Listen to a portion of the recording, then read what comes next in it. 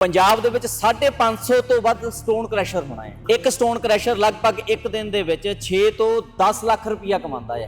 6 ਤੋਂ 10 ਲੱਖ ਰੁਪਇਆ ਘੱਟੋ ਘੱਟ। ਤੇ ਤੁਸੀਂ ਲਾ ਲਓ ਵੀ 550 ਕ੍ਰੈਸ਼ਰ ਜ਼ਿਲ੍ਹੇ 24 ਘੰਟੇ ਚੱਲਣਾ ਤੇ ਕਿੰਨਾ ਪੈਸਾ ਉਹਦੇ ਤੋਂ ਆ ਰਿਹਾ ਹੈ। ਭਗਵੰਤ ਮਾਨ ਇਹ ਕਹਿੰਦੇ ਵੀ ਜਿਹੜਾ ਹੁਣੇ ਕਹਿੰਦਾ ਵੀ ਅਸੀਂ ਕੱਟੜ ਜਿਹੜੇ ਇਮਾਨਦਾਰ ਹੈ। ਕੱਟੜ ਇਮਾਨਦਾਰੀ ਇਹ ਹੈ ਵੀ ਜਿਹੜੇ ਗੁੰਡਾ ਟੈਕਸ 100 ਰੁਪਇਆ ਪਰਚੀ ਅਕਾਲੀ ਦਲ ਬਾਦਲ ਦੀ ਸਰਕਾਰ ਦੇ ਵਿੱਚ ਮਜੀਠੀਆ ਨੇ ਸ਼ੁਰੂ ਕੀਤੀ ਸੀ, ਉਹੀ ਗੁੰਡਾ ਪਰਚੀ ਅੱਜ 1400 ਰੁਪਇਆ ਜਿਹੜਾ ਭਗਵੰਤ ਮਾਨ ਦਾ, ਰਾਘਵ ਚੱਡਾ ਤੇ ਉਹਦੇ ਨਾਲ ਲੱਗਦੇ ਸਾਰੇ ਮਿਨਿਸਟਰ ਜਿਹੜੇ ਆ ਪੰਜਾਬ ਦੇ ਵਿੱਚ ਕਰ ਰਹੇ ਆ। ਇਹਦਾ ਟੋਟਲ ਖਜ਼ਾਨੇ ਦਾ ਮੂੰਹ ਸਰਕਾਰੀ ਲੀਡਰਾਂ ਦੀ ਜੇਬਾਂ ਵੱਲ। ਉੱਥੋਂ ਦੇ ਦੋ ਹਲਕੇ ਜਿਹੜੇ ਦਸੂਹਾ ਤੇ ਮਕੇਰੀਆਂ ਮਾਈਨਿੰਗ ਨੂੰ ਲੈ ਕੇ ਵਿਵਾਦਤ ਹੈ ਲੰਬੇ ਅਰਸੇ ਤੋਂ। 70 ਲੱਖ ਰੁਪਇਆ ਗੁੰਡਾ ਟੈਕਸ 24 ਘੰਟਿਆਂ ਦਾ ਇਕੱਠਾ ਹੁੰਦਾ ਹੈ। 70 ਲੱਖ ਰੁਪਇਆ ਕਿਹਦੀ ਜੇਬ ਦੇ ਵਿੱਚ ਜਾਂਦਾ ਹੈ। ਪਰ ਅੱਜ ਦੀ ਹਾਲਤ ਇਹ ਹੈ ਵੀ ਇਹ ਕਹਿ ਰਹੇ ਆ ਸਰਕਾਰੀ ਖੱਡਾ, ਇੱਕ ਵੀ ਸਰਕਾਰੀ ਖੱਡ ਪੰਜਾਬ ਦੇ ਵਿੱਚ ਨਹੀਂ ਚੱਲ ਰਹੀ। ਜੇ ਚੱਲ ਰਹੀ ਹੈ ਉੱਥੇ ਇਹਨਾਂ ਨੇ ਆਪਣੇ ਜਿਹੜੇ ਆ ਠੇਕੇਦਾਰ ਬਿਠਾਏ ਹੋਏ ਆ, ਜਿਹੜੇ ਕਹਿੰਦੇ ਆ ਵੀ 7 ਰੁਪਏ ਅਸੀਂ 10 ਰੁਪਏ ਉਹ ਕੱਚੇ ਮਾਲ ਦਾ। ਅੱਜ ਪੰਜਾਬ ਦੇ ਤਿੰਨੇ ਦਰਿਆ ਬੁਰੀ ਤਰ੍ਹਾਂ ਦੇ ਨਾਲ ਪੱਟੇ ਜਾ ਰਹੇ ਆ। ਅੱਜ ਪੰਜਾਬ ਦੇ ਫੇਫੜੇ ਜਿਹੜੀ ਸ਼ਿਵਾਲਿਕ ਦੀ ਪਹਾੜੀਆਂ ਜੋ ਨਾ ਰਹੀਆਂ, ਪੰਜਾਬ ਨੂੰ ਹਵਾ ਨਹੀਂ ਮਿਲਣੀ, ਪੰਜਾਬ ਤਬਾਹ ਹੋ ਜਾਣਾ, ਮਾਰੂਥਲ ਦੇ ਵਿੱਚ ਬਦਲ ਜਾਣਾ। ਦੀ ਕੋਈ ਵੀ ਇਕਨੋਮਿਕ ਪਾਲਿਸੀ ਇਹ ਨਹੀਂ ਕਹਿੰਦੀ ਵੀ ਅਸੀਂ ਆਪਣੇ ਸਰੀਰ ਨੂੰ ਵੇਚ ਕੇ ਉਹਦੇ ਪੈਸੇ ਕਮਾ ਲਈਏ। ਅੱਜ ਹਾਲਤ ਇਹ ਹੈ ਵੀ ਸਾਡਾ ਪੰਜਾਬ ਸਾਡਾ ਸਰੀਰ ਹੈ ਤੇ ਲਗਾਤਾਰ ਉਹਨੂੰ ਵੇਚਿਆ ਜਾ ਰਿਹਾ, ਗੈਰ ਕਾਨੂੰਨੀ ਤਰੀਕੇ ਨਾਲ ਪੱਟਿਆ ਜਾ ਰਿਹਾ ਹੈ। ਪਰਚਾ ਰਾਘਵ ਚੱਡਾ ਦੇ ਉੱਪਰ ਕਿਉਂ ਨਹੀਂ ਹੁੰਦਾ, ਜਿਹੜਾ ਮਾਈਨਿੰਗ ਦੇ ਲਈ ਲਗਾਤਾਰ ਕ੍ਰਸ਼ਰ ਮਾਲਕਾਂ ਨੂੰ ਜਿਹੜਾ ਹੈ ਲਾਇਸੈਂਸ ਦੇ ਰਿਹਾ ਹੈ। ਪਰਚਾ ਪੋਲਿਊਸ਼ਨ ਕੰਟਰੋਲ ਬੋਰਡ ਦੇ ਉਹਨਾਂ ਐਕਸ਼ਨਾਂ ਦੇ ਉੱਪਰ ਕਿਉਂ ਨਹੀਂ ਹੁੰਦਾ, ਜਿਨ੍ਹਾਂ ਦੇ ਵੱਲੋਂ ਲਗਾਤਾਰ ਗੈਰ ਕਾਨੂੰਨੀ ਖਨਨ ਕਰਨ ਦੇ ਲਈ ਉਹਨਾਂ ਕ੍ਰਸ਼ਰਾਂ ਨੂੰ ਮਾਨਤਾ ਦਿੱਤੀ ਜਾ ਰਹੀ ਹੈ। ਜਿਹੜਾ ਜੋਗਿੰਦਰਪਾਲ ਦਾ ਭੋਏ ਹਲਕੇ ਦੇ ਐਮਐਲਏ ਦਾ ਤੁਸੀਂ ਜ਼ਿਕਰ ਕੀਤਾ, ਉਹਦੇ ਤੋਂ ਬਾਅਦ ਅੱਜ ਲਾਲਚੰਦ ਕਟਾਰੂ ਚੱਕ ਉੱਥੋਂ ਦਾ ਮਿਨਿਸਟਰ ਹੈ, ਮਾਈਨਿੰਗ ਕਰਵਾ ਰਿਹਾ ਹੈ, ਉਹਦੇ ਖੇਤਰ ਦੇ ਵਿੱਚ ਹੈ, ਚੱਲ ਰਹੀ ਹੈ, ਬਿਲਕੁਲ ਚੱਲ ਰਹੀ ਹੈ। ਉਹਦੇ ਆਪਣੀ ਧਰਮਿੰਦਰ ਮਕੇਰੀਆਂ ਬਾਈ ਹੁਣੀ ਮੇਰੇ ਨਾਲ ਨੇ, ਜਿਹੜੇ ਖਨਨ ਰੋਕੋ ਜ਼ਮੀਨ ਬਚਾਓ ਦੇ ਤਹਿਤ ਲੜ ਰਹੇ ਨੇ, ਬੈਨਰ ਹੇਠ ਲੜ ਰਹੇ ਨੇ ਅਤੇ ਸ਼ਹੀਦ ਭਗਤ ਸਿੰਘ ਯੂਥ ਫੈਡਰੇਸ਼ਨ ਦੇ ਵਿੱਚ ਕੰਮ ਕਰਦੇ ਨੇ। ਉਹਨਾਂ ਦੇ ਨਾਲ ਗੱਲਬਾਤ ਕਰਦੇ ਆ, ਜਾਣਦੇ ਆ ਕਿ ਕਿਸ ਤਰੀਕੇ ਦੇ ਨਾਲ ਉਹ ਲੜਾਈ ਲੜ ਰਹੇ ਨੇ, ਕਿਉਂਕਿ ਲੜਾਈ ਲੜਦਿਆਂ ਹੋਇਆਂ ਇਹਨਾਂ ਨੇ ਬਹੁਤ ਕੁਝ ਝੱਲਿਆ ਵੀ ਹੈ, ਜੇਲ੍ਹ ਵੀ ਦੇਖਣੀ ਪਈ ਹੈ, ਅਟੈਕ ਹੁੰਦੇ ਨੇ, ਕਈ ਤਰ੍ਹਾਂ ਦੀਆਂ ਗੱਲਾਂ ਨੇ। ਪਰ ਖਨਨ ਦੀ ਪੰਜਾਬ ਦੇ ਵਿੱਚ ਸਥਿਤੀ ਕੀ ਹੈ, ਜਦੋਂ ਸਰਕਾਰਾਂ ਇਹ ਕਹਿੰਦੀਆਂ ਨੇ ਕਿ ਅਸੀਂ ਖਨਨ ਨੂੰ ਨੱਥ ਪਾ ਕੇ ਇਸ ਨੂੰ ਪੰਜਾਬ ਦੇ ਵਸੀਲਿਆਂ ਦੇ ਰੂਪ 'ਚ ਵਰਤਾਂਗੇ ਤੇ ਖਜ਼ਾਨੇ ਨੂੰ ਭਰਿਆ ਜਾਊਗਾ। ਬਾਈ ਹੁਣੀ ਨਾਲ ਨੇ, ਸਵਾਗਤ ਕਰਕੇ ਇਸੇ ਗੱਲ ਤੇ ਸਾਂਝ ਪਾਉਂਦੇ ਆ। ਬਾਈ ਬਹੁਤ ਬਹੁਤ ਸਵਾਗਤ ਹੈ ਤੁਹਾਡਾ ਵੀ ਧੰਨਵਾਦ ਹੈ ਆਪਣੇ ਜਿਹੜੇ ਹੈ ਪਲੇਟਫਾਰਮ ਦੇ ਉੱਪਰ ਸਾਨੂੰ ਗੱਲ ਰੱਖਣ ਦਾ ਮੌਕਾ ਦੇ ਰਹੇ। ਬਾਈ ਸਭ ਤੋਂ ਪਹਿਲਾਂ ਤਾਂ ਜਿੱਦਾਂ ਮੈਂ ਗੱਲ ਕੀਤੀ ਹੈ ਕਿ ਸਰਕਾਰਾਂ ਕਹਿੰਦੀਆਂ ਨੇ ਕਿ ਅਸੀਂ ਇਹਨੂੰ ਆਮਦਨ ਦਾ ਵਸੀਲਾ ਬਣਾਉਣਾ ਹੈ ਖਨਨ ਨੂੰ, ਪਰ ਖਨਨ ਜਿੰਨੇ ਵੱਡੇ ਪੱਧਰ ਤੇ ਹੋ ਰਿਹਾ ਉਨੇ ਵੱਡੇ ਪੱਧਰ ਤੇ ਖਜ਼ਾਨੇ ਵੱਲ ਨੂੰ ਤਾਂ ਜਾ ਨਹੀਂ ਰਿਹਾ। ਪਹਿਲਾਂ ਤਾਂ ਇਹ ਦੱਸੋ ਵੀ ਖਨਨ ਵਾਲੇ ਖਜ਼ਾਨਿਆਂ ਦਾ ਮੂੰਹ ਹੈਗਾ ਕਿਹੜੇ ਬੰਨੇ ਨੂੰ ਆ, ਤੁਸੀਂ ਜਿੰਨਾ ਕੁ ਦੇਖਿਆ ਹੋ। ਦੇਖੋ ਅੱਜ ਦੀ ਡੇਟ 'ਚ ਕਹਿ ਲਈਏ ਤੇ ਜਦੋਂ ਦਾ ਖਨਨ ਸ਼ੁਰੂ ਹੋਇਆ ਪੰਜਾਬ 'ਚ 2007 ਦਾ, ਇਹਦਾ ਟੋਟਲ ਖਜ਼ਾਨੇ ਦਾ ਮੂੰਹ ਸਰਕਾਰੀ ਲੀਡਰਾਂ ਦੀ ਜੇਬਾਂ ਵੱਲ ਤੇ ਜਿਹੜੇ ਵੱਡੇ ਵੱਡੇ ਸਰਮਾਏਦਾਰ ਹੈ, ਜਿਹੜਾ ਮਾਈਨਿੰਗ ਮਾਫੀਆ, ਉਹਨਾਂ ਦੀ ਜੇਬਾਂ ਤੱਕ ਸੀਮਤ ਹੈ। ਸਰਕਾਰੀ ਖਜ਼ਾਨੇ ਦੇ ਵਿੱਚ ਇਹਦਾ ਖੋਟਾ ਨਾ 2007 'ਚ ਜਾ ਰਿਹਾ ਸੀ ਤੇ ਨਾ ਹੀ ਅੱਜ 2024 ਦੀ ਇਹ 92 ਸੀਟਾਂ ਦੀ ਭਗਵੰਤ ਮਾਨ ਦੀ ਸਰਕਾਰ ਦੇ ਦੌਰਾਨ ਜਾ ਰਿਹਾ। ਇਹ ਅਸਲੀਅਤ ਹੈ। ਪਰ ਕਰੋੜਾਂ ਰੁਪਈਆ ਰੋਜ਼ਾਨਾ ਪੰਜਾਬ ਦੇ ਵਿੱਚੋਂ ਗੈਰ ਕਾਨੂੰਨੀ ਖਨਨ ਕਰਕੇ ਕਮਾਇਆ ਜਾ ਰਿਹਾ ਹੈ। ਅੱਛਾ ਜੀ, ਉਹ ਸਾਰਾ ਜੇ ਇੱਕ ਦਿਨ ਦਾ ਬਾਈ ਹਿਸਾਬ ਲਾਉਣਾ ਹੋਵੇ, ਮਾਫੀ ਚਾਹੁੰਦਾ ਮੈਂ ਤੁਹਾਡੀ ਗੱਲ ਕੱਟ ਰਿਹਾ ਵਿੱਚੋਂ, ਪਰ ਇੱਕ ਦਿਨ ਦਾ ਜੇ ਹਿਸਾਬ ਲਾਉਣਾ ਹੋਵੇ, ਤੁਹਾਨੂੰ ਕੀ ਲੱਗਦਾ ਹੈ ਕਿ ਕਿੰਨੀ ਅਰਨਿੰਗ ਇੱਕ ਦਿਨ 'ਚ ਖਨਨ ਤੋਂ ਹੁੰਦੀ ਹੈ, ਜਿਹੜੀ ਐਂ ਹੀ ਜਾਂਦੀ ਹੈ ਬਸ ਪ੍ਰਾਈਵੇਟ ਨੂੰ ਜਾਂਦੀ ਹੈ ਸਾਰੀ? ਪੰਜਾਬ ਦੇ ਵਿੱਚ 550 ਤੋਂ ਵੱਧ ਸਟੋਨ ਕ੍ਰੈਸ਼ਰ ਹੋਣਾ ਹੈ। ਇੱਕ ਸਟੋਨ ਕ੍ਰੈਸ਼ਰ ਲਗਭਗ ਇੱਕ ਦਿਨ ਦੇ ਵਿੱਚ 6 ਤੋਂ 10 ਲੱਖ ਰੁਪਇਆ ਕਮਾਉਂਦਾ ਹੈ। 6 ਤੋਂ 10 ਲੱਖ ਰੁਪਇਆ ਘੱਟੋ ਘੱਟ। ਤੇ ਤੁਸੀਂ ਲਾ ਲਓ ਵੀ 550 ਕ੍ਰੈਸ਼ਰ ਜ਼ਿਲ੍ਹੇ 24 ਘੰਟੇ ਚੱਲਣਾ ਤੇ ਕਿੰਨਾ ਪੈਸਾ ਉਹਦੇ ਤੋਂ ਆ ਰਿਹਾ ਹੈ। ਤੇ ਇਹਦਾ ਜੇ ਗੱਲ ਕਹਿ ਲਈਏ ਵੀ ਇਹਦੇ ਕੱਚੇ ਮਾਲ ਦੇ ਲਈ ਪੈਸਾ ਜੇ ਲੱਗਦਾ, ਕੁਝ ਵੀ ਨਹੀਂ ਲੱਗਦਾ। ਮਿੱਟੀ ਨੂੰ ਇਹ ਸੋਨੇ ਦੇ ਭਾਅ ਦੇ ਉੱਪਰ ਵੇਚਦੇ ਆ, ਚਾਹੇ ਪੱਥਰ ਹੈ, ਚਾਹੇ ਮਿੱਟੀ ਹੈ, ਚਾਹੇ ਰੇਤੂ ਹੈ। ਉਹ ਮਾਈਨਿੰਗ ਇੰਨੀ ਲਾਰਜ ਸਕੇਲ ਦੇ ਉੱਪਰ ਹੁੰਦੀ ਹੈ ਤੇ ਇਹਦਾ ਜਿਹੜੇ ਦਿਨ ਦਾ ਪੈਸੇ ਦਾ ਹਿਸਾਬ ਲਾਉਣਾ ਹੋਵੇ ਤੇ ਅੰਦਾਜ਼ਾ ਨਹੀਂ ਲਗਾਇਆ ਜਾ ਸਕਦਾ। ਆਪਾਂ ਇਹ ਕਹਿ ਸਕਦੇ ਹਾਂ ਵੀ ਦਿਨ ਦੇ ਵਿੱਚ ਘੱਟੋ ਘੱਟ 50 ਕਰੋੜ ਰੁਪਇਆ ਵੀ ਕਮਾਇਆ ਜਾਂਦਾ ਹੈ ਮਾਈਨਿੰਗ ਮਾਫੀਆ ਦੇ ਵੱਲੋਂ ਪੰਜਾਬ ਦੇ ਵਿੱਚੋਂ। ਇੱਕ ਦਿਨ ਦਾ 50 ਕਰੋੜ ਰੁਪਇਆ 24 ਘੰਟਿਆਂ ਦਾ, ਇਹਦੇ ਤੋਂ ਜ਼ਿਆਦਾ ਹੈ। ਇਹ ਅੰਦਾਜ਼ਾ ਮੈਂ ਦੱਸ ਰਿਹਾ ਹਾਂ ਕਿਉਂਕਿ ਜੇ ਗੱਲ ਕਰੀਏ ਜਿਸ ਖੇਤਰ ਦੇ ਵਿੱਚੋਂ ਮੈਂ ਨਾ, ਹੁਸ਼ਿਆਰਪੁਰ ਦਾ ਕੰਢੀ ਦਾ ਖੇਤਰ, ਉੱਥੋਂ ਦੇ ਦੋ ਹਲਕੇ ਜਿਹੜੇ ਦਸੂਹਾ ਤੇ ਮਕੇਰੀਆਂ ਮਾਈਨਿੰਗ ਨੂੰ ਲੈ ਕੇ ਵਿਵਾਦਤ ਹੈ ਲੰਬੇ ਅਰਸੇ ਤੋਂ। 70 ਲੱਖ ਰੁਪਇਆ ਗੁੰਡਾ ਟੈਕਸ 24 ਘੰਟਿਆਂ ਦਾ ਇਕੱਠਾ ਹੁੰਦਾ ਹੈ। 70 ਲੱਖ ਰੁਪਇਆ ਕਿਹਦੀ ਜੇਬ ਦੇ ਵਿੱਚ ਜਾਂਦਾ ਹੈ। ਭਗਵੰਤ ਮਾਨ ਇਹ ਕਹਿੰਦੇ ਵੀ ਜਿਹੜਾ ਹੁਣੇ ਕਹਿੰਦਾ ਵੀ ਅਸੀਂ ਕੱਟੜ ਜਿਹੜੇ ਇਮਾਨਦਾਰ ਹੈ। ਕੱਟੜ ਇਮਾਨਦਾਰੀ ਇਹ ਹੈ ਵੀ ਜਿਹੜੇ ਗੁੰਡਾ ਟੈਕਸ 100 ਰੁਪਇਆ ਪਰਚੀ ਅਕਾਲੀ ਦਲ ਬਾਦਲ ਦੀ ਸਰਕਾਰ ਦੇ ਵਿੱਚ ਮਜੀਠੀਆ ਨੇ ਸ਼ੁਰੂ ਕੀਤੀ ਸੀ, ਉਹੀ ਗੁੰਡਾ ਪਰਚੀ ਅੱਜ 1400 ਰੁਪਿਆ ਜਿਹੜਾ ਹੈ ਭਗਵੰਤ ਮਾਨ ਦਾ, ਰਾਘਵ ਚੱਡਾ ਤੇ ਉਹਦੇ ਨਾਲ ਲੱਗਦੇ ਸਾਰੇ ਮਿਨਿਸਟਰ ਜਿਹੜੇ ਆ ਪੰਜਾਬ ਦੇ ਵਿੱਚ ਕਰ ਰਹੇ ਆ। ਪੰਜਾਬ ਲਗਾਤਾਰ ਪੱਟਿਆ ਜਾ ਰਿਹਾ ਹੈ, ਤਬਾਹ ਕੀਤਾ ਜਾ ਰਿਹਾ ਹੈ, ਜਿਸ ਚੋਂ ਅਰਬਾਂ ਖਰਬਾਂ ਰੁਪਿਆ ਕਮਾਇਆ ਜਾ ਰਿਹਾ ਹੈ ਇਹਨਾਂ ਸਿਆਸੀ ਲੀਡਰਾਂ ਦੇ ਵੱਲੋਂ, ਜਿਹਦਾ ਅੰਦਾਜ਼ਾ ਹੀ ਨਹੀਂ ਅਸੀਂ ਲਗਾ ਸਕਦੇ ਵੀ ਜਿਹਦੀ ਗਿਣਤੀ ਮਿਣਤੀ ਕੀ ਹੈ ਜੀ। ਫਿਰ ਆਪਾਂ ਉਹ ਵਾਲੇ ਵਾਅਦੇ ਨੂੰ ਕਿੱਦਾਂ ਦੇਖੀਏ ਬਾਈ, ਜਦੋਂ ਸਰਕਾਰ ਕਹਿੰਦੀ ਸੀ ਕਿ 20,000 ਕਰੋੜ ਰੁਪਈਆ ਖਜ਼ਾਨੇ 'ਚ ਆਊਗਾ ਸਿੱਧਾ ਮਾਈਨਿੰਗ ਤੋਂ। ਪਿੱਛੇ ਜੇ ਇਹਨਾਂ ਨੇ ਕਹਿੰਦੇ ਸਰਕਾਰੀ ਖੱਡਾਂ ਵੀ ਖੋਲੀਆਂ ਵੀ ਇੱਥੋਂ ਭਰ ਕੇ ਲੈ ਜਾਓ, ਆਹ ਰੇਟ ਹੈ, ਤੂੰ ਮਜ਼ਦੂਰ ਲਿਆਓ ਭਰ ਕੇ ਲੈ ਜਾਓ। ਤੇ ਉਹਨਾਂ ਦਾ ਕੀ ਬਣਿਆ? ਉਹ ਵਾਲਾ ਕਨਸੈਪਟ ਨੂੰ ਕਿਵੇਂ ਦੇਖਦੇ ਹੋ ਤੁਸੀਂ? ਦੇਖੋ, ਦੋ ਗੱਲਾਂ ਤੁਸੀਂ ਇੱਕ ਸਾਫ਼ ਕਰ ਦਿੱਤਾ ਵੀ ਜਿਹੜਾ 20,000 ਕਰੋੜ ਦੀ ਗੱਲ ਕੀਤੀ ਹੈ, 20,000 ਕਰੋੜ ਰੁਪਇਆ ਕਮਾ ਤਾਂ ਲਿਆ ਹੈ, ਪਰ ਉਹ ਇੱਕ ਗੱਲ ਪੂਰੀ ਨਹੀਂ ਨਾ ਕੀਤੀ ਵੀ ਜਾਣਾ ਕਿੱਥੇ ਹੈ। ਭਗਵੰਤ ਮਾਨ ਕਮਾ ਰਿਹਾ ਹੈ, ਏਦਾਂ ਨਹੀਂ ਵੱਡੇ ਵੱਡੇ ਗੱਡੀਆਂ ਦੇ ਕਾਫਲੇ ਆ, ਇਹਨਾਂ ਦੇ ਮਿਨਿਸਟਰ ਪੂਰਾ ਇੱਕ ਤਾਮਜਾਮ ਮਿੰਟੋ ਮਿੰਟ। ਹਜੇ 2.5 ਸਾਲ ਬੀਤੇ ਆ, 2.5 ਸਾਲਾਂ ਦੇ ਵਿੱਚ 10 ਨੌਕਰੀਆਂ ਨਹੀਂ ਪੱਕੀਆਂ ਦੇ ਸਕਿਆ ਭਗਵੰਤ ਮਾਨ।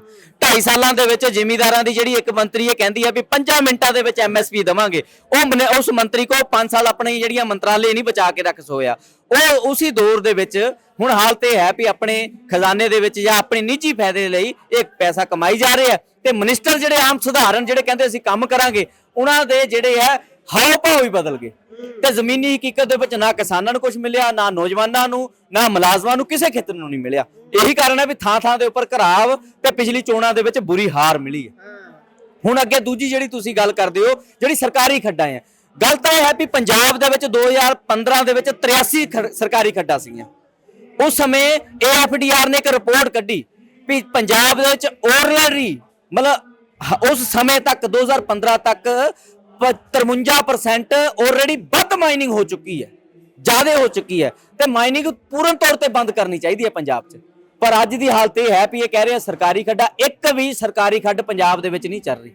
ਜੇ ਚੱਲ ਰਹੀ ਹੈ ਉੱਥੇ ਇਹਨਾਂ ਨੇ ਆਪਣੇ ਜਿਹੜੇ ਆ ਠੇਕੇਦਾਰ ਬਿਠਾਏ ਹੋਏ ਆ, ਜਿਹੜੇ ਕਹਿੰਦੇ ਆ ਵੀ 7 ਰੁਪਏ ਅਸੀਂ 10 ਰੁਪਏ ਉਹ ਕੱਚੇ ਮਾਲ ਦਾ ਦਿੰਦੇ ਆ। ਅੱਛਾ ਜੀ। ਤੇ ਭਰ ਕੇ ਕੀ ਜਾਂਦਾ ਹੈ, ਤੁਸੀਂ ਕਹ ਲਓ ਤੁਸੀਂ ਮਕਾਨ ਬਣਾਉਣਾ ਹੈ, ਤੁਹਾਨੂੰ ਰੇਤਾ ਅੱਜ 35 ਰੁਪਏ ਫੁੱਟ ਮਿਲਦਾ ਹੈ, ਮਤਲਬ 3500 ਰੁਪਏ ਸੈਕੜਾ ਭਰਾਈ ਕ੍ਰੈਸ਼ਰ ਦੇ ਉੱਪਰੋਂ।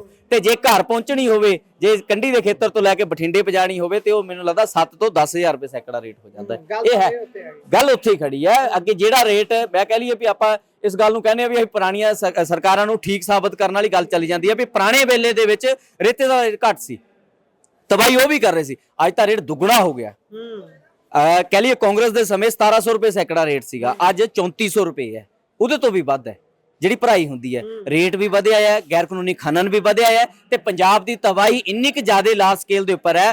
ਅੱਜ ਪੰਜਾਬ ਦੇ ਵਾਈਜ਼ੋ ਖੇਤ ਪੱਟੇ ਜਾ ਰਹੇ ਆ, ਜਿਨ੍ਹਾਂ ਦੇ ਵਿੱਚ ਸਾਲ ਦੀਆਂ 3-3 ਫਸਲਾਂ ਨਿਕਲਦੀਆਂ। ਅੱਜ ਪੰਜਾਬ ਦੇ ਤਿੰਨੇ ਦਰਿਆ ਬੁਰੀ ਤਰ੍ਹਾਂ ਦੇ ਨਾਲ ਪੱਟੇ ਜਾ ਰਹੇ ਆ। ਅੱਜ ਪੰਜਾਬ ਦੇ ਫੇਫੜੇ, ਜਿਹੜੀ ਸ਼ਿਵਾਲਿਕ ਦੀ ਪਹਾੜੀਆਂ ਜੋ ਨਾ ਰਹੀਆਂ, ਪੰਜਾਬ ਨੂੰ ਹਵਾ ਨਹੀਂ ਮਿਲਣੀ, ਪੰਜਾਬ ਤਬਾਹ ਹੋ ਜਾਣਾ, ਮਾਰੂਥਲ ਦੇ ਵਿੱਚ ਬਦਲ ਜਾਣਾ। ਉਹ ਪੰਜਾਬ ਦੇ ਪਹਾੜ ਪੱਟੇ ਜਾ ਰਹੇ ਆ, ਤਿੰਨੇ ਖੇਤਰਾਂ ਦੇ ਵਿੱਚ ਲਾਰਜ ਸਕੇਲ ਦੇ ਉੱਪਰ ਮਾਈਨਿੰਗ ਹੋ ਰਹੀ ਹੈ। ਇਹ ਹੈ ਪੰਜਾਬ ਦੀ ਹਾਲਤ। ਜੇ ਕਹਿ ਲਈਏ ਵੀ ਅਸੀਂ ਸਰਕਾਰੀ ਖੱਡਾਂ ਨਿਲਾਮ ਕਰ ਦਿੱਤੀ ਹੈ, ਸਰਕਾਰੀ ਖੱਡਾਂ ਇਹ ਹੈ ਵੀ ਅੱਜ ਹਾਲਤ ਵਰਲਡ ਦੀ ਕੋਈ ਵੀ ਇਕਨੋਮਿਕ ਪਾਲਿਸੀ ਇਹ ਨਹੀਂ ਕਹਿੰਦੀ ਵੀ ਅਸੀਂ ਆਪਣੇ ਸਰੀਰ ਨੂੰ ਵੇਚ ਕੇ ਉਹਦੇ ਪੈਸੇ ਕਮਾ ਲਈਏ। ਅੱਜ ਹਾਲਤ ਇਹ ਹੈ ਵੀ ਸਾਡਾ ਪੰਜਾਬ ਸਾਡਾ ਸਰੀਰ ਹੈ, ਤੇ ਲਗਾਤਾਰ ਉਹਨੂੰ ਵੇਚਿਆ ਜਾ ਰਿਹਾ, ਗੈਰ ਕਾਨੂੰਨੀ ਤਰੀਕੇ ਨਾਲ ਪੱਟਿਆ ਜਾ ਰਿਹਾ ਹੈ। ਜਿੱਥੇ ਅਸੀਂ ਹੋਰ ਮੰਗਾਂ ਦੇ ਲਈ ਲੜ ਰਹੇ ਹਾਂ, ਉੱਥੇ ਸਰਕਾਰ ਪਰਦੇ ਦੇ ਪਿੱਛੇ ਗੈਰ ਕਾਨੂੰਨੀ ਖਨਨ ਦੇ ਨਾਲ ਪੰਜਾਬ ਨੂੰ ਹੀ ਤਬਾਹੀ ਕਰ ਜਾ ਰਹੀ ਹੈ। ਪੰਜਾਬ ਦੇ ਵਿੱਚ ਰੋਲਾ ਆਇਆ ਵੀ ਪੰਜਾਬ ਦਾ ਪਾਣੀ ਹੇਠਾਂ ਜਾ ਰਿਹਾ, ਤੇ ਹਾਲਤ ਇਹ ਹੈ ਵੀ ਪੰਜਾਬ ਦੇ ਵਿੱਚ ਪਾਣੀ ਹਿਮਾਚਲ ਦੇ ਉਹਨਾਂ ਸਰਹੱਦਾਂ ਦੇ ਵਿੱਚੋਂ ਆਉਂਦਾ, ਜਿਹੜੇ ਪੰਜਾਬ ਦੇ ਮੁਹਾਨੇ ਆ ਉਹਨਾਂ ਦੇ ਵਿੱਚ ਗੈਰ ਕਾਨੂੰਨੀ ਮਾਈਨਿੰਗ ਇੰਨੇ ਕੁ ਲਾਰਜ ਸਕੇਲ ਦੇ ਉੱਪਰ ਹੈ। 150 200 ਫੁੱਟ ਤੱਕ ਮਾਈਨਿੰਗ ਕੀਤੀ ਹੋਈ ਹੈ। ਅੰਦਾਜ਼ਾ ਲਾ ਸਕਦੇ ਹੋ 200 ਫੁੱਟ ਦੇਖ ਕੇ ਡਰ ਲੱਗਦਾ। ਇੱਥੇ ਤਾਂ ਬਾਈ ਖੇਤ 'ਚ 3 ਫੁੱਟ ਪੱਟ ਲਓ ਤਾਂ ਕਹਿੰਦੇ ਮਾਈਨਿੰਗ ਹੋ ਰਹੀ ਹੈ, ਇਹਨਾਂ ਤੇ ਪਰਚਾ ਕਰੋ। ਜਦੋਂ ਕਿਤੇ ਕੋਈ ਮਿੱਟੀ ਚਕਾਉਂਦਾ ਵੀ ਹੈ, ਕਈ ਭੱਠੇ ਵਾਲਿਆਂ ਨੂੰ ਚਕਾਈ ਜਾਂਦੇ, ਉਹਨਾਂ ਤੇ ਬਾਅਦ 'ਚ ਪਰਚੇ ਨਹੀਂ। ਉਹ ਆਮ ਸਧਾਰਨ ਦੇ ਲਈ ਹੁੰਦਾ ਨਾ ਪਰਚਾ ਰਾਘਵ ਚੱਡਾ ਦੇ ਉੱਪਰ ਕਿਉਂ ਨਹੀਂ ਹੁੰਦਾ, ਜਿਹੜਾ ਮਾਈਨਿੰਗ ਦੇ ਲਈ ਲਗਾਤਾਰ ਕ੍ਰਸ਼ਰ ਮਾਲਕਾਂ ਨੂੰ ਜਿਹੜਾ ਹੈ ਲਾਇਸੈਂਸ ਦੇ ਰਿਹਾ ਹੈ। ਪਰਚਾ ਭਗਵੰਤ ਮਾਨ ਨੂੰ ਤੇ ਕਿਉਂ ਨਹੀਂ ਹੁੰਦਾ, ਪਰਚਾ ਪੋਲਿਊਸ਼ਨ ਕੰਟਰੋਲ ਬੋਰਡ ਦੇ ਉਹਨਾਂ ਐਕਸ਼ਨਾਂ ਦੇ ਉੱਪਰ ਕਿਉਂ ਨਹੀਂ ਹੁੰਦਾ, ਜਿਨ੍ਹਾਂ ਦੇ ਵੱਲੋਂ ਲਗਾਤਾਰ ਗੈਰ ਕਾਨੂੰਨੀ ਖਨਨ ਕਰਨ ਦੇ ਲਈ ਉਹਨਾਂ ਕ੍ਰਸ਼ਰਾਂ ਨੂੰ ਮਾਨਤਾ ਦਿੱਤੀ ਜਾ ਰਹੀ ਹੈ। ਭਾਈ ਇੱਥੇ ਇੱਕ ਹੋਰ ਗੱਲ ਹੁੰਦੀ ਹੈ ਨਾ, ਜਦੋਂ ਗੱਲ ਕਰਦੇ ਆ ਕਿ ਅੱਜ ਛਾਪਾ ਪਿਆ, ਆਪਾਂ ਖਬਰ ਦੇਖਦੇ ਮੋٹے ਰੂਪ 'ਚ, ਉੱਥੇ ਲਿਖਿਆ ਇਹ ਹੁੰਦਾ ਵੀ ਕ੍ਰੈਸ਼ਰ ਵੀ ਜ਼ਬਤ ਕਰ ਲਿਆ, ਕ੍ਰੈਸ਼ਰ ਚਲਾਉਣ ਵਾਲਾ ਵੀ ਜ਼ਬਤ ਕਰ ਲਿਆ, ਪਰ ਜਿਹੜਾ ਪਿੱਛੇ ਮਾਲਕ ਬੈਠਾ ਕ੍ਰੈਸ਼ਰ ਦਾ ਉਹਦੇ ਤੱਕ ਤਾਂ ਕੋਈ ਪਹੁੰਚਦਾ ਹੀ ਨਹੀਂ। ਗੱਲ ਇੱਥੇ ਤੱਕ ਹੀ ਰਹਿ ਜਾਂਦੀ, ਖਬਰ ਬੰਦ ਹੋ ਜਾਂਦੀ ਆ, ਸਮਾਪਤੀ ਬਸ। ਉਸ ਤੋਂ ਬਾਅਦ ਨਾ ਕੋਈ ਸਾਡੇ ਵਰਗਾ ਪੁੱਛਦਾ, ਨਾ ਕੋਈ ਮੂਹਰਿਓਂ ਦੱਸਣਾ ਚਾਹੁੰਦਾ। ਗੱਲ ਤਾਂ ਇੱਥੇ ਹੀ ਮੁੱਕ ਜਾਂਦੀ ਆ। ਅਪਰੋਚ ਤਾਂ ਉਹੀ ਹੈ ਨਾ, ਸਿਰਫ ਦਿਖਾਵੇ ਦੀ। ਦੇਖੋ ਗੱਲ ਇਹ ਹੈ ਵੀ ਮਾਈਨਿੰਗ ਦੇ ਵਿੱਚ ਪੈਸਾ ਕਿੰਨਾ ਜ਼ਿਆਦਾ ਹੈ। 1 ਰੁਪਿਆ ਲਗਾ ਕੇ 1 ਲੱਖ ਰੁਪਿਆ ਕਮਾਇਆ ਜਾਂਦਾ ਹੈ। ਇਹ ਹੈ ਮਾਈਨਿੰਗ ਦੇ ਵਿੱਚੋਂ ਪੈਸਾ। ਇਹ ਹੈ ਰਿਟਰਨ। ਹੁਣ ਇਹ ਪੈਸਾ ਜਦੋਂ ਸਰਮਾਇਆ ਅੱਜ ਦੇ ਸਮੇਂ ਦੇ ਵਿੱਚ ਹਰ ਚੀਜ਼ ਵਿਕਾਊ ਹੈ ਤੇ ਪੱਤਰਕਾਰਿਤਾ ਤੋਂ ਲੈ ਕੇ ਹਰ ਚੀਜ਼ ਖਰੀਦੀ ਜਾਂਦੀ ਹੈ, ਮੈਨੇਜ ਕਰਦੇ ਆ। ਜਿਹੜੇ ਵਿਕਦੇ ਨਹੀਂ ਉਹਨਾਂ ਨੂੰ ਧਮਕਾਇਆ ਜਾਂਦਾ ਹੈ, ਜਿਹੜੇ ਉਹਦੇ ਤੋਂ ਬਾਅਦ ਫਿਰ ਵੀ ਗੱਲ ਕਰਦੇ ਆ ਉਹਨਾਂ ਦੇ ਉੱਪਰ ਅਟੈਕ ਤੱਕ ਹੁੰਦੇ ਆ। ਪਿਛਲੇ ਸਮੇਂ ਦੇ ਵਿੱਚ ਹਿੰਦੁਸਤਾਨ ਟਾਈਮਸ ਦੇ ਪੱਤਰਕਾਰ ਦਾ 2012 ਦੇ ਵਿੱਚ ਜਗਦੀਪ ਮਲਹੋਤਰਾ ਦਾ ਇੱਕ ਐਕਸੀਡੈਂਟ ਕਰਕੇ ਉਹਦਾ ਮਰਡਰ ਕਰ ਦਿੱਤਾ। ਅੱਜ ਤੱਕ ਵਿਵਾਦਤ ਹੈ ਗੱਲ, ਕਿਉਂਕਿ ਉਹ ਲਗਾਤਾਰ ਮਾਈਨਿੰਗ ਤੇ ਲਿਖਦਾ ਸੀਗਾ। ਉਹ ਲਗਾਤਾਰ ਰੌਲਾ ਪਾਉਂਦਾ ਸੀਗਾ ਵੀ ਪੰਜਾਬ ਦੇ ਵਿੱਚ ਗੈਰ ਕਾਨੂੰਨੀ ਖਨਨ ਦੇ ਨਾਲ ਪੰਜਾਬ ਦੀ ਤਬਾਹੀ ਹੋ ਰਹੀ ਹੈ। 2012 ਦਾ ਜ਼ਿਕਰ ਕਰ ਰਿਹਾ ਮੈਂ, ਅੱਜ 24 ਹੋ ਗਿਆ, 12 ਸਾਲ ਬੀਤ ਜਾਣ ਤੋਂ ਬਾਅਦ 10 ਸਾਲਾਂ ਦਾ ਸਿਆਸੀ ਆਪਣਾ ਕੈਰੀਅਰ ਸ਼ੁਰੂ ਕਰਕੇ ਭਗਵੰਤ ਮਾਨ ਕੁਰਸੀ ਤੇ ਬੈਠਾ ਪੰਜਾਬ ਦੀ ਸੱਤਾ ਦੇ, ਪਰ ਭਗਵੰਤ ਮਾਨ ਨੇ ਜ਼ਮੀਨੀ ਹਕੀਕਤ ਦੇ ਉੱਪਰ ਆਪਣਾ ਘਰ ਭਰਨ ਤੋਂ ਇਲਾਵਾ, ਆਪਣੇ ਜਿਹੜੇ ਨਾਲ ਦਿਆਂ ਦੇ ਘਰ ਭਰਨ ਤੋਂ ਇਲਾਵਾ ਪੰਜਾਬ ਦਾ ਕੋਈ ਚੰਗਾ ਨਹੀਂ ਸੋਚਿਆ। ਅੱਜ ਭਗਵੰਤ ਮਾਨ ਪੰਜਾਬ ਦਾ ਉਜਾੜਾ ਅੰਬੇਦਕਰ ਤੇ ਭਗਤ ਸਿੰਘ ਦੀ ਫੋਟੋ ਲਾ ਕੇ ਕਰ ਰਿਹਾ ਸੀ। ਇਹ ਹੈ ਜ਼ਮੀਨੀ ਹਕੀਕਤ। ਉਹਨਾਂ ਦਾ ਚਿਹਰੇ ਨੂੰ ਵਰਤ ਲਿਆ, ਬਸ ਕਹਿਣ ਦਾ ਬਸ ਇਹੀ ਹੈ, ਆਈਡੀਓਲੋਜੀ ਨੂੰ ਵਰਤ ਲਿਆ। ਸਾਫ਼ ਹੀ ਆ। ਉਹ ਇਹ ਕਹਿ ਰਿਹਾ ਵੀ ਮੈਂ ਭਗਤ ਸਿੰਘ ਦੀ ਵਿਚਾਰਧਾਰਾ ਪੱਗ ਪਾ ਕੇ ਉਹਨੂੰ ਪੇਸ਼ ਕਰ ਰਿਹਾ। ਜ਼ਮੀਨੀ ਹਕੀਕਤ ਦੇ ਉੱਪਰ ਦੇਖੋ, ਅੱਜ ਪੰਜਾਬ ਦੇ ਵਿੱਚ ਹਰ ਚੀਜ਼ ਮਹਿੰਗਾਈ, ਬੇਰੁਜ਼ਗਾਰੀ, ਮੁਲਾਜ਼ਮ ਹਰ ਧਰਨੇ ਦੇ ਉੱਪਰ ਬੈਠੇ ਆ। ਕਿਸਾਨਾਂ ਦਾ ਝੋਨਾ ਰੁਲਦਾ ਪਿਆ ਹੈ, ਝੋਨਾ ਖਰੀਦ ਨਹੀਂ ਸਕੀ ਸਰਕਾਰ।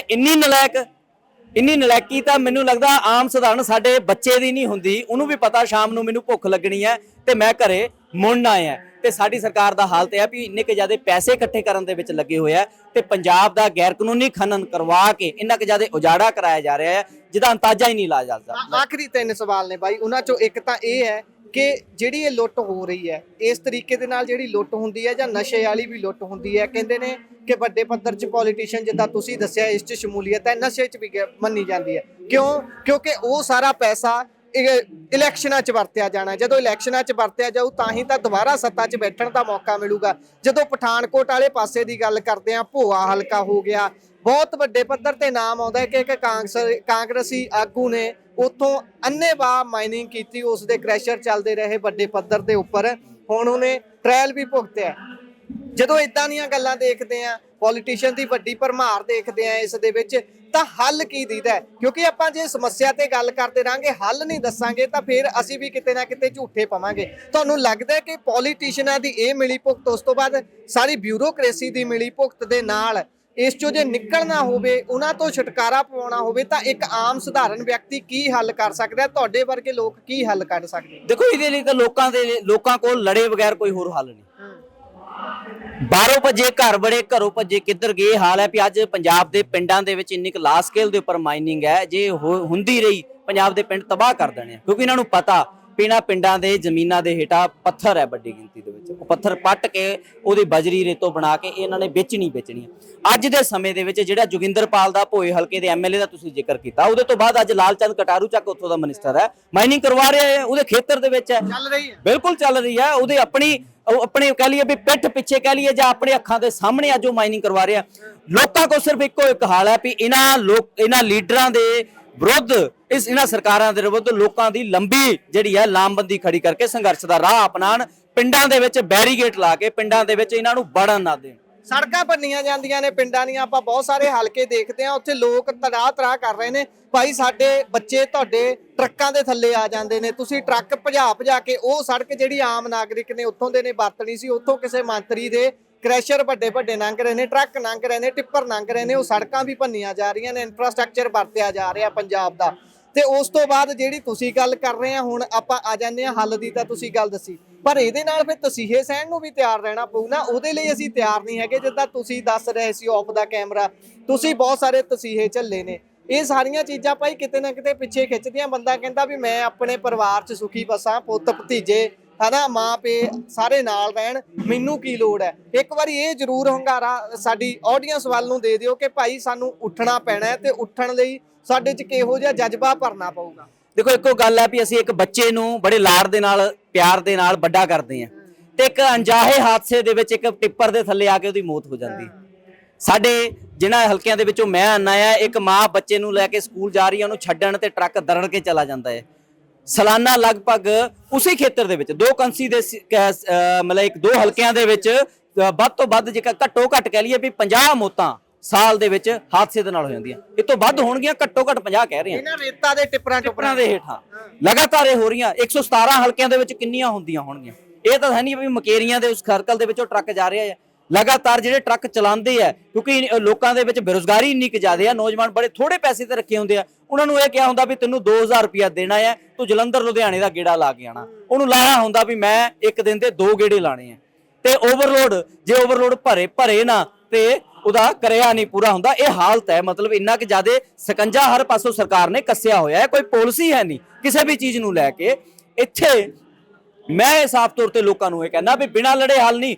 ਜੇ ਸਾਡਾ ਬੱਚਾ ਕੱਲ ਨੂੰ ਮਰਨਾ ਹੈ, ਉਹਦੇ ਤੋਂ ਇਲਾਵਾ ਅਸੀਂ ਵੀ ਕੱਲ ਨੂੰ ਜਿਹੜੀ ਇਹ ਬਿਮਾਰੀ ਲਗਾਤਾਰ ਲੱਗੀ ਹੈ, ਮਾਈਨਿੰਗ ਦੇ ਨਾਲ ਜਿਹੜਾ ਕ੍ਰਸ਼ਰ ਚੱਲਦਾ ਹੈ, ਉਸ ਕ੍ਰਸ਼ਰ ਦੇ ਕੱਟੇ ਦੇ ਨਾਲ ਸਾਨੂੰ ਜਿੱਦਾਂ ਦਾ ਉਹਦਾ ਘੱਟਾ ਸਾਡੇ ਹਵਾ ਦੇ ਨਾਲ ਸਾਡੇ ਅੰਦਰ ਜਾਂਦਾ ਹੈ, ਸਾਨੂੰ ਕੈਂਸਰ ਉਹ ਤਿਆਰ ਕਰਦਾ ਹੈ। ਸਾਲ 2 ਸਾਲ ਦੇ ਵਿੱਚ ਬੰਦੇ ਨੂੰ ਕਈ ਲਾਲ ਬਿਮਾਰੀਆਂ ਹੁੰਦੀਆਂ ਹੈ। ਇਦਾਂ ਵੀ ਅਸੀਂ ਮਰਨਾ ਹੈ ਨਾ, ਕਿਉਂ ਅਸੀਂ ਲੜ ਕੇ ਜੇ ਮਰਦੇ ਆ ਤਾਂ ਲੋਕਾਂ ਦੇ ਲਈ ਇੱਕ ਨਵਾਂ ਜਿਹੜਾ ਹੈ ਜਨੂਨ ਖੜਾ ਕਰਦੇ ਆ। ਬਾਕੀ ਮਾਈਨਿੰਗ ਮਾਫੀਆ ਇੱਕ ਲਿਫਾਫਾ ਹੈ, ਅਸੀਂ ਜੁਰਤ ਦੇ ਨਾਲ ਖੜੇ ਆ।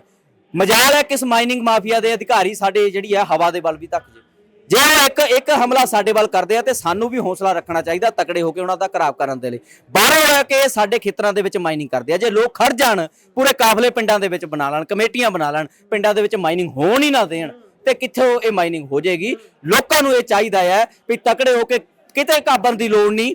ਜੇ ਕਹਿ ਲਈਏ ਵੀ ਜੇ ਲੋਕਾਂ ਦਾ ਕਾਫਲਾ ਤਕੜਾ ਹੋਵੇ, ਲੋਕਾਂ ਦੀ ਯੂਨਿਟੀ ਤਕੜੀ ਹੋਵੇ, ਤੇ ਇੱਕ ਵੱਡਾ ਸਰਮਾਏਦਾਰ ਕੁਝ ਨਹੀਂ ਕਰ ਸਕਦਾ। ਇਹ ਵਪਾਰੀ ਲੋਕ ਹੈ, ਇਹ ਕਿਰਾਏ ਤੇ ਹਾਇਰ ਕਰਕੇ ਗੁੰਡਿਆਂ ਦੇ ਵੱਲੋਂ ਲੜਾ ਸਕਦੇ ਆ। ਪਰ ਜੇ ਲੋਕਾਂ ਦੀ ਤਾਕਤ, ਲੋਕਾਂ ਦਾ ਹੜ ਹੋਵੇ ਤੇ ਉਹਦਾ ਮੁਕਾਬਲਾ ਇਹਨਾਂ ਮਾਫੀਆ ਤੰਤਰ ਤੋਂ ਨਹੀਂ ਕੀਤਾ ਜਾਣਾ ਹੈ। ਇਸ ਮਾਫੀਆ ਤੰਤਰ ਨੂੰ ਢਾਇਆ ਜਾ ਸਕਦਾ ਹੈ, ਤੇ ਇਹੀ ਸੁਨੇਹਾ ਹੈ ਵੀ ਲੋਕ ਵੱਧ ਤੋਂ ਵੱਧ ਜਥੇਬੰਦ ਹੋਣ। ਅਸੀਂ ਉਸ ਖੇਤਰ ਦੇ ਵਿੱਚ ਖਨਨ ਰੋਕੋ ਜ਼ਮੀਨ ਬਚਾਓ ਸੰਘਰਸ਼ ਕਮੇਟੀ ਬਣਾ ਕੇ ਲਗਾਤਾਰ ਸੰਘਰਸ਼ ਕਰ ਰਹੇ ਹਾਂ। ਜੇ ਅਸੀਂ ਸੰਘਰਸ਼ ਨਾ ਕਰਦੇ, ਸਾਡੇ ਉਸ ਖੇਤਰ ਦੇ ਵਿੱਚ ਲਗਭਗ 300 ਤੋਂ ਵੱਧ ਸਟੋਨ ਕ੍ਰਸ਼ਰ ਲੱਗ ਜਾਣੇ ਸੀ।